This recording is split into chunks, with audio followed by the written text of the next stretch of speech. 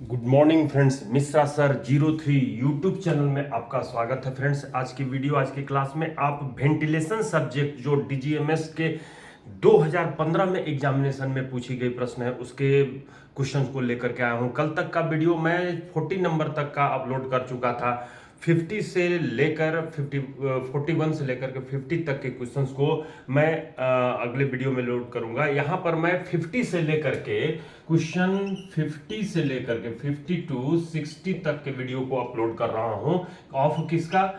FMC 2015 ventilation subject का।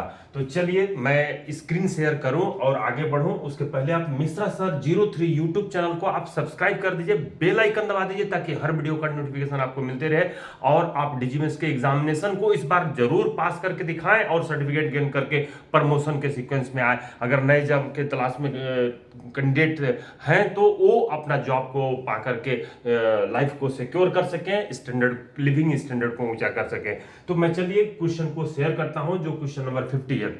मैं यहीं पर बता देना चाहता हूं कि जो क्वेश्चन नंबर 50 है वो किस बेस पर है? एटकिंसन फार्मूला पर बेस पर। एटकिंसन फार्मूला जो कि बहुत ही इंपॉर्टेंट है, वेंटिलेशन का आधार देता है।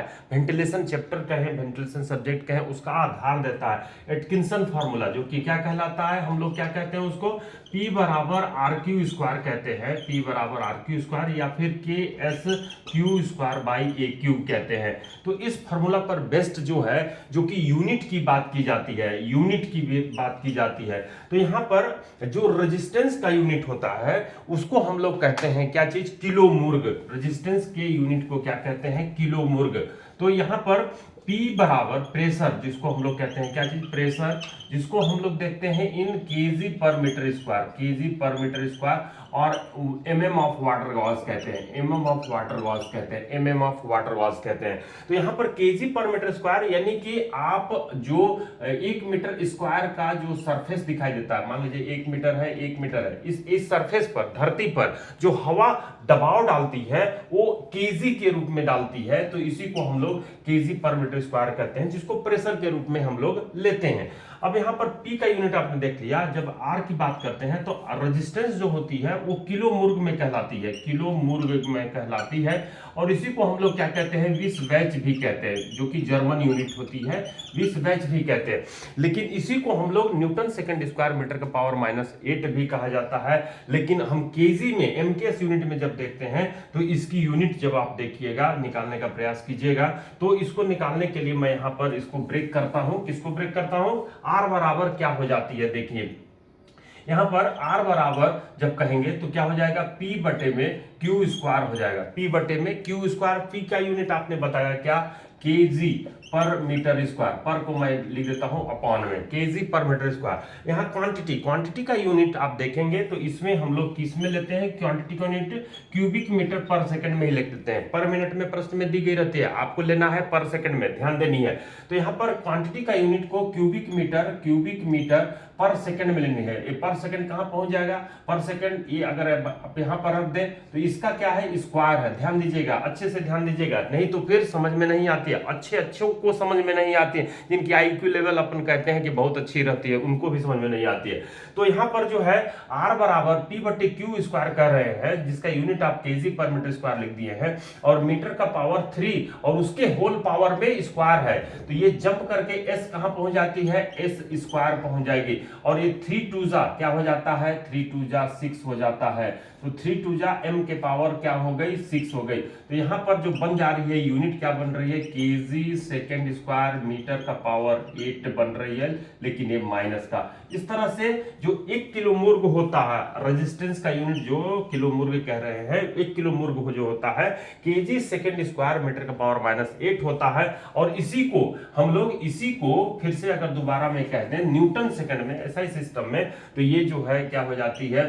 10 न्यूटन सेकंड स्क्वायर मीटर का पावर -8 10। क्यों?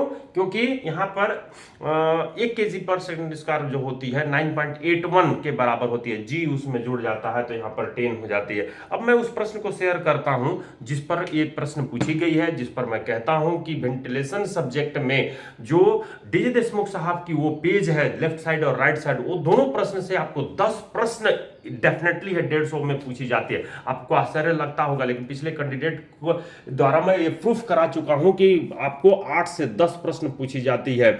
जैसे कि यहां पर एक प्रश्न पूछी गई है, कई प्रश्न मैं दिखा चुका हूं। मेरे कर्सर के साथ नजर को मूव कीजिए और आंसर को सिलेक्ट करने का प्रयास कीजिए। देखिए क्वेश्चन नंबर 50 क्या कह रहा है, the unit kg force second square metre का power -8 is also known as, उसको हम लोग क्या कहते हैं, गॉल कहते हैं, मुर्ग कहते हैं, किलो मुर्ग कहते हैं, एटकिंसन कहते हैं। यहाँ पर किलो मुर्ग कहते हैं, ये सब जो है रेजिस्टेंस की यूनिट होती है। गॉल भी रेजिस्टेंस की यूनिट होती है, मुर्ग भी रेजिस्टेंस की यूनिट होती है, रेजिस्टेंस की यूनिट किलो मुर्ग भी होती है। एटकिंसन साहब ने तो इसको निकाला था, तो यहाँ आंसर तो 3 आपको दिखाई दे रही है, लेकिन किलो मुर्ग क्यों कहते हैं मैं बोर्ड पर एक्सप्लेन कर चुका हूँ।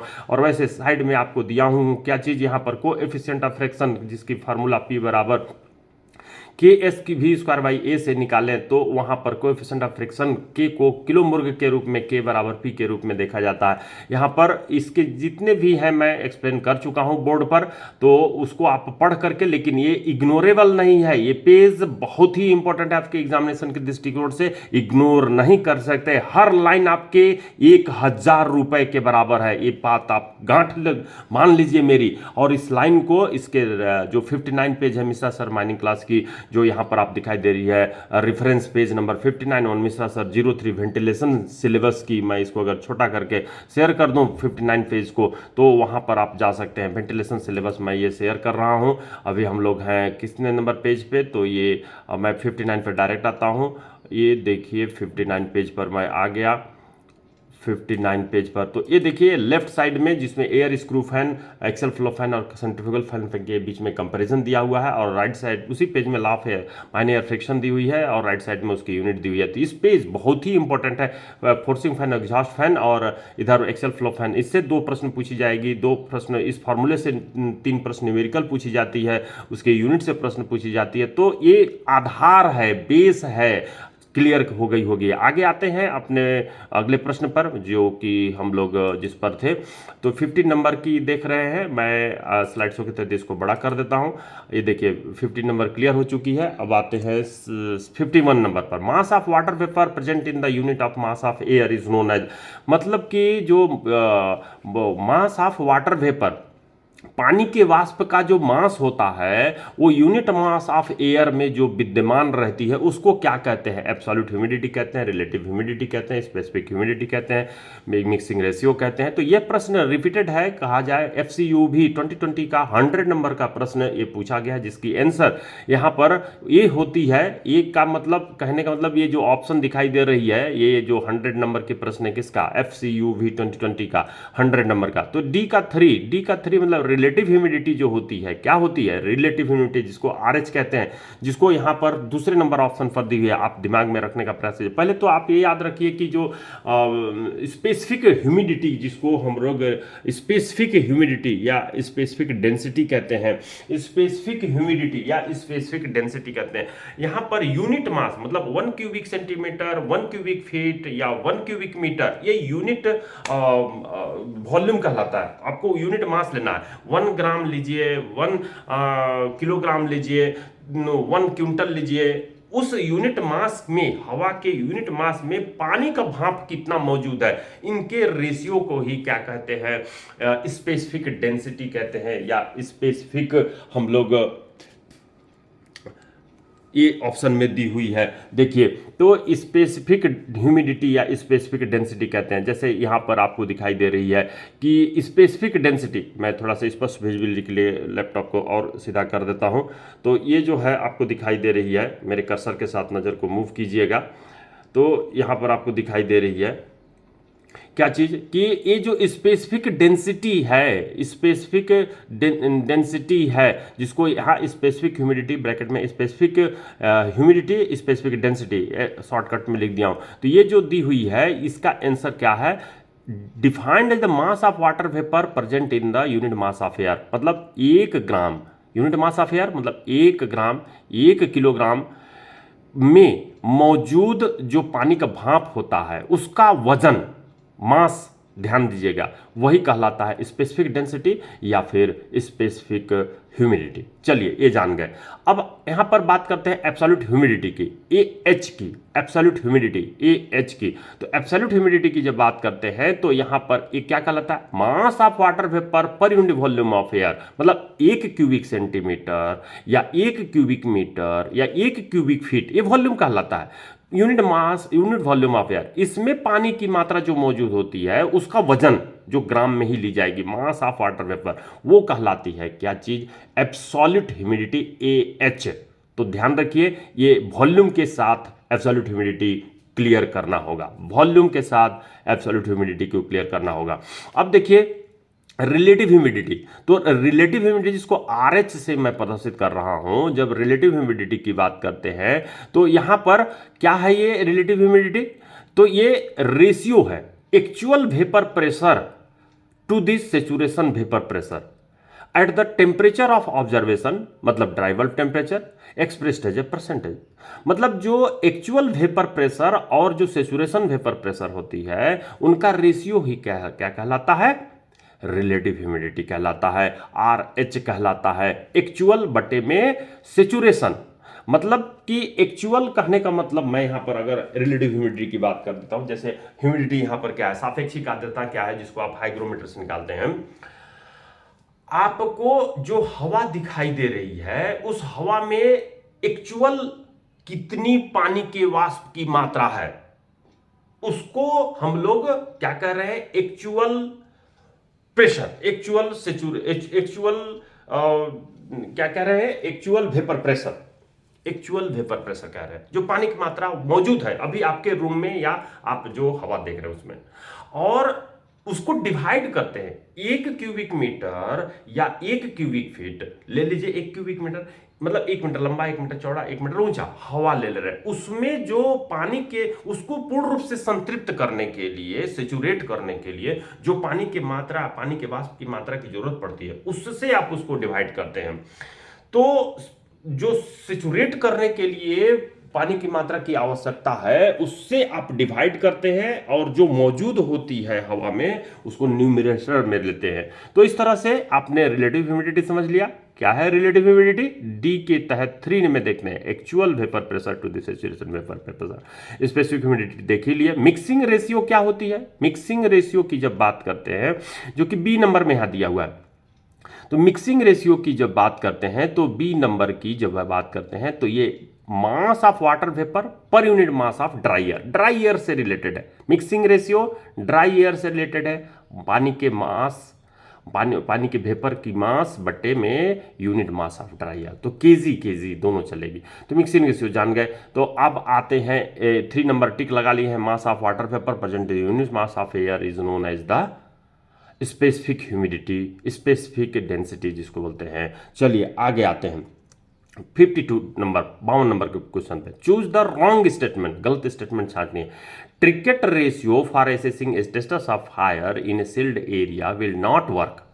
तो जो ये Trickett ratio, Johnson Trickett ratio बोलते हैं, जो फायर के स्टेटस को असेसिंग करने के लिए यूज हो जाती है सील्ड ऑफ एरिया के अंदर कि आग बुझ चुकी है, किस अवस्था में है, तो ये काम नहीं करती है कहा जा रहा है, will not work if intake air is oxygen deficient. अगर इनटेक एयर में ऑक्सीजन डिफिशियंट है, कम हो गई है इनटेक एयर में, through the injection of nitrogen, जब आप उसको बुझाने के लिए नाइट्रोजन का इंजेक्शन करते हैं, या कार्बन डाइऑक्साइड का करते हैं थ्रू ए हाई मीथेन, या तो उसको आप जो है हाई मीथेन के चलते वो जो है डिफिशियंट हो जाती है, कौन, ऑक्सीजन, तो वो काम नहीं करती है। ट्रिकेट रेशियो का रॉन्ग स्टेटमेंट छांटना है। तो यहां पर ये राइट स्टेटमेंट है, सही बात है। Trickett ratio for assessing status of fire in a sealed area will not work if intake air is oxygen deficient. Intake air अगर ऑक्सीजन डिफिशियंट हो जाती है, क्यों डिफिशियंट हो जाती है, ये जो नाइट्रोजन है या मीथेन भर जाती है उसमें, नाइट्रोजन का फ्लशिंग कर देते हैं, क्योंकि फॉर्मूला आपको याद करवाया हूं इसी साल के क्वेश्चन के दौरान में, जो भी सैंपल में CO2 रहती है उसको तो पूरा का पूरा लेते हैं, मेरे कर्सर पर नजर रखे होंगे, और CO की परसेंटेज को 3/4 करते हैं और उसको जोड़ देते हैं। जो हाइड्रोजन की परसेंट आ जाती है उसको 1/4 करते हैं, उसको घटा देते हैं। जो आती है नाइट्रोजन के परसेंटेज का 1/4 करके ऑक्सीजन के परसेंटेज से उसको घटाते हैं, और ये वैल्यू डिनोमिनेटर वाली से डिवाइड करते हैं न्यूमरेटर को, जो आती है वो ट्रिकेट रेशियो है। यहां पर ऑक्सीजन का परसेंट डिफिशियंट हो जाने से, नाइट्रोजन फ्लशिंग से या कार्बन डाइऑक्साइड नाइट्रोजन भर जाने से ऑक्सीजन का डिफिशियंट हो जाता है। ऑक्सीजन डिफिशियंट हो जाने से ये विल नॉट वर्क हो जाती है। ट्रिकेट रेशियो से असेसिंग करना फायर का स्टेटस का असेसिंग करना सही तरीके से नहीं होता। ये राइट आंसर है, राइट स्टेटमेंट है, रॉन्ग नहीं है। फ्रेश एयर डाइल्यूशन, क्योंकि O2 की वैल्यू कम हो जा रही है, fresh air dilution of the fire products has no effect on Trickett ratio. तो जो फ्रेश एयर डाइल्यूशन होता है, आग के प्रोडक्ट का फ्रेश एयर डाइल्यूशन होता है, वो प्रभावित नहीं करता ट्रिकेट रेशियो। तो ये भी राइट आंसर है। तो यहाँ पर रॉन्ग स्टेटमेंट आती है। If Trickett ratio is less than 0.4, Trickett ratio 0.4 से कम होता है, देयर इज नो फायर। तो right statement, gas are residual than active. तो गैस जो है रेसिडुअल होती है एक्टिव के सापेक्ष। तो यहाँ पर आप देख रहे हैं कि ट्रिकेट रेशियो 0.4 से 0.5 के बीच में होती है, तब तो वो मीथेन बर्निंग होता है, लेकिन 0.4 से कम होगी तो वो जो है नो फायर को इंडिकेट कराएगी। ध्यान दीजिएगा, नो फायर को इंडिकेट कराए। 0.5 से 1.04 के बीच में तो कोयले में आग लगना या बेल्ट में लगना, बर्निंग होना, इंसुलेशन में बर्निंग होना, और ये 1.6 से 1.9 के 1.6 से 0.9 के बीच में होती है तो टिम्बर बर्निंग होता है। तो यहाँ पर जो चौथा क्या है, if Trickett ratio is greater than 1.6 there is serious fire. तो 1.6 से ज़्यादा होती तो सीरियस फायर नहीं होता, वहाँ पर उसकी कोई वैल्यू नहीं होती, इसलिए रॉन्ग स्टेटमेंट 4 है। चलिए reference page number 129 on Mishra sir 03 ventilation syllabus YouTube channel. तो आप अगर मिश्रा सर 03 के वेंटिलेशन सिलेबस वाले चैनल को अगर सब्सक्राइब नहीं किए हैं तो सब्सक्राइब कर दीजिए और अपना बेल आइकन जरूर दबा दीजिए, ताकि हर दिन की वीडियो का नोटिफिकेशन आपको मिलती रहे। और पेज नंबर 129 जिस पर हम लोग इसकी चर्चा करते हैं, तो उसको मैं शेयर करके इसी को दिखा सकता हूं कि ट्रिकेट रेशियो जो उसमें कही गई है उस पर क्या कहा गया है। 129, ये मैं मिश्रा सर के जो 03 यूट्यूब चैनल है उसके तहत जो सिलेबस शेयर कर रहा हूँ 129 पेज पर आ रहा हूँ। तो ये मैं आ गया 129 पेज पर, और देखिए यहाँ पर इसकी ब्लू कलर की लिंक भी दिख रही है, जिसको फायर रेशियो के नाम से आप जैसे ही कहेंगे fire ratio on Mishra sir mining class, तो वहाँ पर जो है आपको पूरी वीडियो फायर रेशियो की चालू हो जाएगी, और एक ट्रिकेट रेशियो आपको जॉनसन ट्रिकेट रेशियो दिखाई दे रही है। इस पर प्रश्न और भी पूछे गए हैं, मैं उसको आगे जिक्र करता हूँ। 53 नंबर पर आइए, क्या कह रहा है 53 नंबर, साइड श्लोक के तहत मैं इसको बड़ा कर देता हूं पहले। When regulator is installed to regulate air quantity in a district, मतलब जब आप रेगुलेटर यानी खिड़की, जिसको मैं कहता हूं रूम का खिड़की, रूम अगर वेंटिलेशन डिस्ट्रिक्ट है तो रूम का खिड़की क्या है, किस साइज का बनाएंगे ताकि हवा को कंट्रोल किया जा सके। रूम में घी घुसने से ठंड के दिन में आप खिड़की लगाकर कंट्रोल करते हैं, उसी तरह से डिस्ट्रिक्ट में हवा ज़्यादा जा रही है तो उसको भी रेगुलेटर लगा करके कंट्रोल करते हैं। तो air quantity in A district the pressure developed in the main fan, तो अगर आप रेगुलेटर लगा करके हवा की क्वांटिटी को रेगुलेट कर रहे हैं तो वहाँ पर प्रेशर जो मेन फैन का डेवलप होता है वो क्या होता है, इंक्रीज हो जाएगा। क्यों इंक्रीज होगा, डिक्रीज रिमेन सेम में इंक्रीज डिक्रीज जो लिखा हुआ है, क्यों, क्योंकि P बराबर RQ स्क्वायर कहते हैं। P बराबर RQ स्क्वायर में रेजिस्टेंस आप रेगुलेटर लगा करके अवरोध पैदा कर रहे हैं, दीवार किनारे किनारे खड़ा कर देते हैं खिड़की के चारों तरफ, और उसके वो जो दीवार खड़ा करते हैं रेगुलेटर लगाते हैं वो क्या है, रेजिस्टेंस ही है, रेजिस्टेंस पैदा करते हैं। तो रेजिस्टेंस बढ़ जाने से प्रेशर का वैल्यू क्या हो जाएगा, बढ़ जाएगा, क्योंकि P is directly proportional to the R।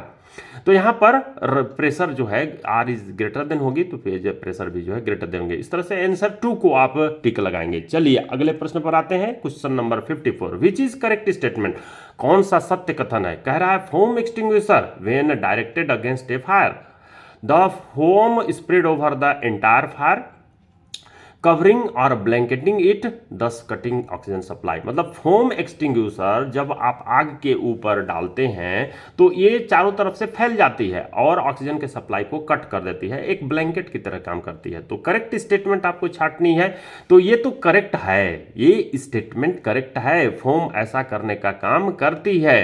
तो यहां पर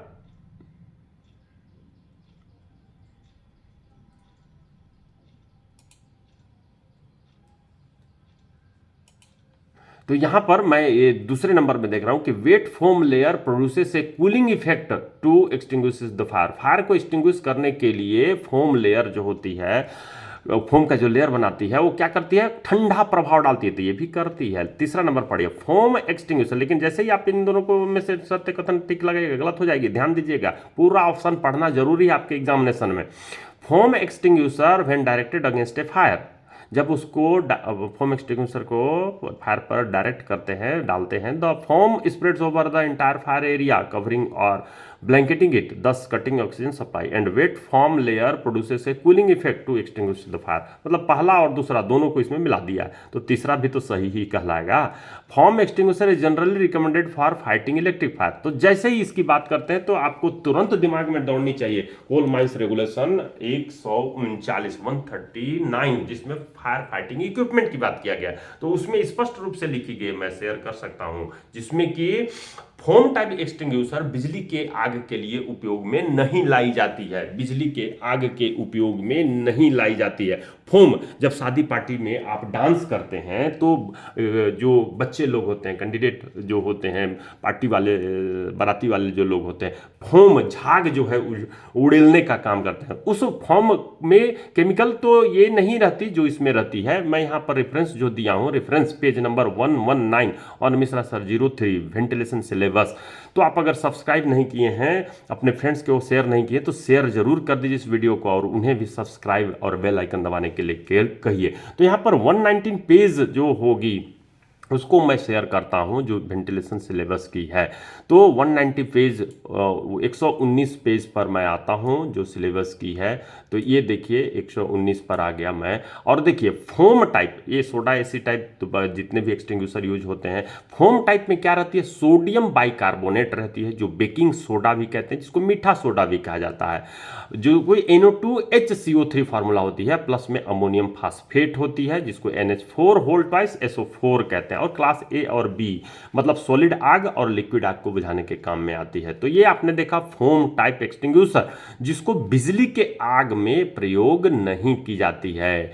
ये आप देख सकते हैं जो आपकी 139 है रेगुलेशन। तो मैं 139 रेगुलेशन का वो पॉइंट दिखा देता हूं जिस पर कि इसकी चर्चा की गई है। तो ये रहा 139, आप भी देख सकते हैं अपने रेगुलेशन में, ये आ गया 139, और मैं इसको स्लाइड शो के तहत थोड़ा बड़ा कर सकता हूँ, इसके परसेंटेज को मैं बड़ा कर सकता हूँ। तो ये मैं कर दे रहा हूँ बड़ा।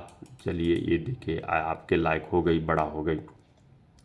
तो ये देखिए मेरे कर्सर के साथ नज़र को मूव कीजिए, क्या कह रहा है, और बड़ा कर दूं क्या, 200% कर दूं, कर दिया। चलिए, और आपकी बड़ी हो गई। तो सोडा एसिड टाइप एक्सटिंग्विशर की बात किया गया है। Foam type extinguisher shall not be used for the fighting electrical fire. तो आप देख लिए, फोम टाइप एक्सटिंग्विशर का उपयोग इलेक्ट्रिकल फायर के लिए नहीं किया जाता है। Soda acid type extinguisher water या पानी का इस्तेमाल आप तेल के आग या बिजली के आग के लिए नहीं करते हैं। तो ये आपने देख लिया। अब मैं इसको मिनिमाइज कर देता हूं और आते हैं उसी के ऊपर जिसकी हम लोग चर्चा कर रहे थे। तो यहाँ पर आपने देख लिया क्या चीज़, 54 का आंसर होगी करेक्ट स्टेटमेंट 3 आपने देख लिया। ये जो है मिनिमिक्स की आपको फोम टाइप एक्सटिंग्विशर दिखाई दे रही है। चलिए स्लाइड शो के तहत मैं बड़ा कर देता हूं। 55 नंबर क्या कह रहा है, the auxiliary fan should not suck more than %% of available air to the avoid recirculation 30, 40, 50, 60, 70। यहाँ पर आपको 78 number Mishra sir 03 ventilation syllabus की पेज तो दिखाई दे रही है, लेकिन यहाँ पर जो रिसर्कुलेशन से बचने के लिए जब ऑक्सिलरी फैन का इस्तेमाल करते हैं तो उस दौरान जो हवा मेन इनटेक में प्रवेश करती है उसमें से कितनी हवा आपको ली जानी चाहिए ऑक्सिलरी फैन के द्वारा। जैसे आपका ये एक जंक्शन है जिसमें कि आप लॉन्ग हीटिंग को वेंटिलेट करने के लिए, ड्रिफ्ट चलाने के लिए जो फेस यहाँ पर है वो आप चला रहे हैं, FACE फेस चला रहे हैं। तो और यहाँ से जो हवा घुस रही है ये अगर Q क्वांटिटी का है, Q क्वांटिटी का है, और यहाँ पर आप जो है क्या इंस्टॉल करते हैं, AF इंस्टॉल करते हैं। AF मतलब ऑक्सिलरी फैन इंस्टॉल करते हैं, जिसके साथ डक्टिंग पाइप लगा देते हैं। तो ये डक्टिंग पाइप लगी हुई है जो ये कॉर्नर से आप कहते हैं कि 4.5 मीटर 4.5 मीटर से कम नहीं होगी, लेस देन नॉट होगी। तो यहाँ पर जो ऑक्सिलरी फैन होगी इसके द्वारा कितनी हवा ली जानी चाहिए, Q/2 क्वांटिटी से अधिक नहीं ली जानी चाहिए। Q/2 क्वांटिटी से कब ये नहीं लेगी, जब इसकी कैपेसिटी, इसका कैपेसिटी Q/2 कैपेसिटी का ये आप AF को आप लगाते हैं। Q/2 कैपेसिटी का लेंगे तो स्वाभाविक है कि जो हवा बह रही है उससे आप आधे से अधिक हवा नहीं ली जाएगी। तो इस तरह से आप लगा सकते हैं टिक। कौन सा ऑप्शन, जो 3 नंबर ऑप्शन दिखाई दे रही है उसको आप टिक लगा सकते हैं। चलिए आपकी ये प्रश्न क्लियर हो चुकी है। 54 का आपने लगा चुका है, 55 का लगा चुका है। क्या मेरे कर्सर पर देख रहे होंगे, the auxiliary fan should not suck more than 50% of available air at avoid recirculation. Recirculation मतलब वही हवा फिर से घुमा करके फिर फेस से फिर उस फेस पर न लेके चला जाए, तो रिसर्कुलेट ना हो। 50 नंबर। और वैसे 78 नंबर पेज पर इसकी और डिटेल हम लोग जानेंगे जो बोर्ड पर एक्सप्लेन कर रहे थे।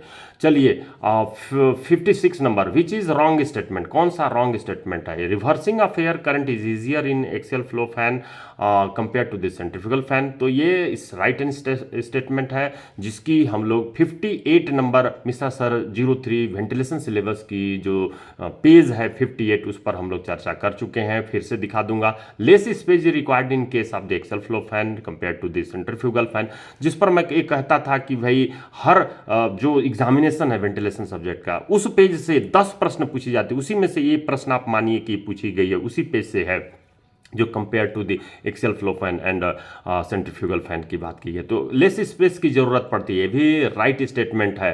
सेंट्रीफ्यूगल फैन के सापेक्ष में एक्सेल फ्लो फैन को बैठाने में कम जगह की जरूरत पड़ती है। Axial flow fan is used when low air quantity at high pressure is required. तो एक्सेल फ्लो फैन को लो एयर क्वांटिटी और हाई प्रेशर के लिए नहीं इस्तेमाल की जाती है। तो यहाँ पर रॉन्ग स्टेटमेंट यही है, जिसको मैं अगर टैग हटा दूं तो राइट आंसर तो आपको यही मिल जाएगी 3 नंबर। ये लो हेड के लिए हो जाती है, हाई हेड के लिए नहीं होती है। तो हाई प्रेशर मतलब कि wrong statement. Cost of axial flow fan is less compare to the centrifugal fan. ये लेस कॉस्ट जो है axial flow fan is less, कम होती है। सही है कि कम होती है, कॉस्ट भी कम लगती है। तो तीसरा नंबर यहाँ पर मैं 58 नंबर पेज को मैं शेयर कर रहा हूँ जो मिश्रा सर की है वेंटिलेशन सब्जेक्ट की। आप मिश्रा सर 03 यूट्यूब चैनल को आप सब्सक्राइब जरूर कर दिए होंगे, बेल आइकन जरूर दबा दिए होंगे। मैं आता हूँ 58 नंबर पेज पर, जिस पर कि उसकी चर्चा हमारे सिलेबस में की गई है। तो ये देखिए 58 नंबर, यहाँ पर देखिए air screw versus centrifugal fan. Air screw fan requires less space, मैं थोड़ा सा बड़ा कर देता हूं तो ताकि स्पष्ट विजिबिलिटी हो जाए। लेस स्पेस की जरूरत पड़ती है। ये पेज उसी की है जिसकी मैं डी देशमुख साहब का वो दोनों बाएं दाहिने साइड की पेज की बात कर रहा था कि 10 क्वेश्चन इससे पूछी जाती ही है, हर साल पूछी जाती है। तो less space in installation compare to the ventilation, reversal of ventilation can easily achieved with the air screw fan.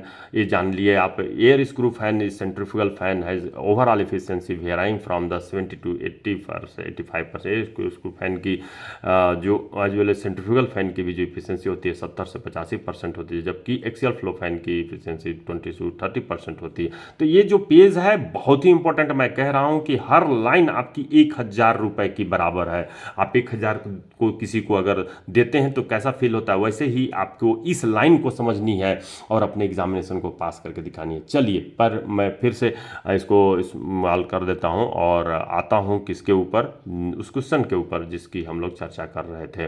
तो यहाँ पर जो है आप देख रहे हैं 58 पेज नंबर, रॉन्ग स्टेटमेंट हम लोग छांट लिए हैं कि तीसरा रॉन्ग स्टेटमेंट है किसके संबंध में, एक्सियल फ्लो फैन के संबंध में। 57 पर आते हैं।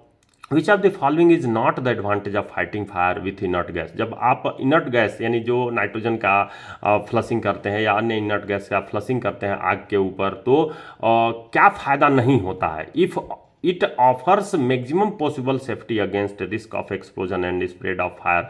ये जो है मैक्सिमम पॉसिबल सेफ्टी प्रदान करती है रिस्क ऑफ एक्सप्लोजन और स्प्रेड ऑफ फायर के एस्पेक्ट्स में, if applied to correct time, अगर सही टाइम पर करेक्ट यूज़ किया जाए तो ये तो भाई एडवांटेज है। दूसरा number, recovery work negligible and hence rapid. उस समय रिकवरी वर्क जो है नेग्लिजिबल होती है, इसलिए इसको तीव्र करना चाहिए, जल्दी जल्दी करना चाहिए। तीसरा नंबर है, inert gas penetrates easily into the cracks and cavities. स्वाभाविक बात है कि इनर्ट गैस जो है वो नाइट्रोजन जनरली हवा से हल्की ही, थोड़ी हल्की होती है लेकिन हल्की होती है, तो वो जो है क्रैक और कैविटीज में आसानी से सैंड और क्ले के सापेक्ष घुस जा सकता है, तो ये भी फायदा है, ये भी एडवांटेज है। Fire brigade can operate for longer period. Fire brigade को लंबे समय तक ऑपरेट करनी पड़ती है आग को बुझाने के लिए, तो ये भी सही है। लेकिन यहाँ पर पूछा है क्या, not the advantage, not the advantage, तो फिर यहाँ पर 5 ही होगी, नन ऑफ द ऑप्शन। तो इस तरह से आप 57 5 को टिक लगा चुके। चलिए 58 पे आते हैं। Match the following thickness of, यहाँ पे ब्रिक आइसोलेशन स्टॉपिंग की बात करते हैं। तो ब्रिक आइसोलेशन स्टॉपिंग की जब बात करते हैं तो ये डीजीएम में सर्कुलर में दी गई है। आइसोलेशन स्टॉपिंग जो होगी वहाँ पर जब हम लोग तैयार करते हैं तो कंक्रीट, रेनफोर्स कंक्रीट से अगर तैयार करते हैं तो 15 सेंटीमीटर से कम की नहीं होगी। अगर ब्रिक से या कंक्रीट से ढलाई करते हैं तो वो जो है 25 सेंटीमीटर से कम नहीं होगी। तो इसकी चर्चा आपको और सर्कुलर में मिलेगी। वॉल्स ऑफ एयर क्रॉसिंग, इसकी चर्चा कहाँ मिलेगी, इसकी चर्चा 159 रेगुलेशन में मिलेगी, 159 रेगुलेशन में मिलेगी, जहाँ पर एयर क्रॉसिंग, स्टॉपिंग, ब्रेटिसिंग की बात किया गया, वेंटिलेशन अप्लायंसेस की बात किया गया। तो एयर क्रॉसिंग भी 15 सेंटीमीटर से कम नहीं होती है जब आप रेनफोर्स कंक्रीट आरसीसी का करते हैं, और जो 25 सेंटीमीटर ब्रिक या फिर आप किसका इस्तेमाल करते हैं, ब्रिक या फिर कंक्रीट का इस्तेमाल करते हैं। Minimum thickness of concrete dam का कंक्रीट का थिकनेस कितनी होनी चाहिए, तो उसको निकालने के लिए डीजे में सर्कुलर में फार्मूला दी गई है, T बराबर HW√W/8S। यहाँ पर जो इसकी construction of water dam on Mishra sir mining class कह के निकालिएगा तो आपकी यूट्यूब में निकल जाएगी, उसकी फुल स्टडी आप कैलकुलेशन के साथ, न्यूमेरिकल जो पूछी गई प्रश्न है उसके साथ आप कर सकते हैं।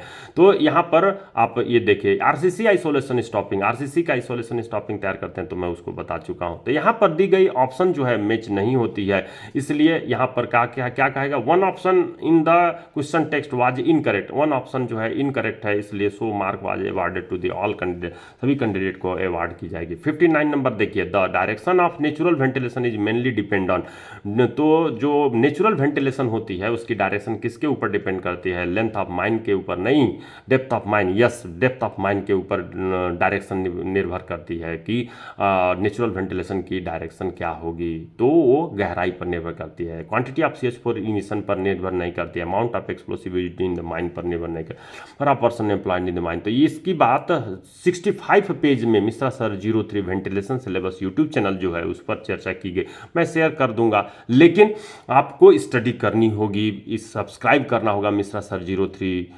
न्यू जो यूट्यूब चैनल स्टार्ट हुई है उसके ऊपर अपलोड कर रहा हूं, तो उसको जरूर सब्सक्राइब कीजिए, फ्रेंड्स के पास भी शेयर करके उन्हें भी सब्सक्राइब करने के लिए बोलिए, और वेंटिलेशन या अन्य सब्जेक्ट की जो तैयारी है उसको पक्का कीजिए। देखिए क्वेश्चन नंबर 60 क्या कर रहा है, an auxiliary fan ventilating a heading through a duct of 600 metre diameter circulate 5 cubic metre per second of air at the face, what will be the velocity of air in the duct. तो velocity निकालने के लिए बात कही गई है, यहाँ पर न्यूमेरिकल क्वेश्चन है, जो ऑप्शन में दी गई है उसको आप बाद में चेक कीजिएगा, पहले उसको कौन से फार्मूले से बनाई जाएगी उसको दिमाग में दौड़ाना तुरंत आपको होगा प्रश्न को पढ़ने के साथ साथ। क्यों? क्योंकि प्रश्न में जो दी गई वैल्यू होती है सबसे पहले तो उसको आपको लिखनी है, दिमाग में रखनी है। तो ये क्वेश्चन आपका 60 है ऑफ FMC 2015 का। इसमें जो दिया गया है, गिवन दिया गया है, क्या दिया हुआ है, क्वांटिटी दी हुई है, और क्या दिया हुआ है, एरिया दिया हुआ है, एरिया नहीं दिया हुआ है, डायमीटर दिया हुआ है, किसका, डक्ट का। तो यहाँ पर ये डक्ट जो आपकी इस तरीके का होता है इसका डायमीटर दिया हुआ है, कितना दिया हुआ है, जहाँ तक है 600, मैं देख रहा हूँ 600 mm, 600 mm दिख रहा है तो इसको 0.6 मीटर तुरंत इमीडिएट आप कर देंगे। तो ये डक्ट है, और इसका जो हवा निकल रही है वो हवा दिया हुआ है, कितना दिया हुआ है, तो ये दिया हुआ है 5 क्यूबिक मीटर पर सेकेंड दिया हुआ है, 5 क्यूबिक मीटर पर सेकेंड दिया हुआ है। तो ये quantity 5 cubic metre per second आपकी दी हुई है और साथ में डायमीटर दिया हुआ है 0.6 मीटर। तो जैसे ही आपसे पूछा क्या है, तो velocity of air at the duct, तो वेलोसिटी बराबर क्या होगा वो पूछा है। तो आप जानते हैं, क्या जानते हैं, वी नो क्या जानते हैं फॉर्मूला, कि क्वांटिटी बराबर एरिया इंटू वेलोसिटी होता है। क्वांटिटी बराबर एरिया इंटू वेलोसिटी, तो वेलोसिटी बराबर जब कहेंगे सो वेलोसिटी इक्वल टू कहेंगे तो क्वांटिटी बटे में एरिया। क्वांटिटी आपको दी हुई है और एरिया आपको निकालनी है।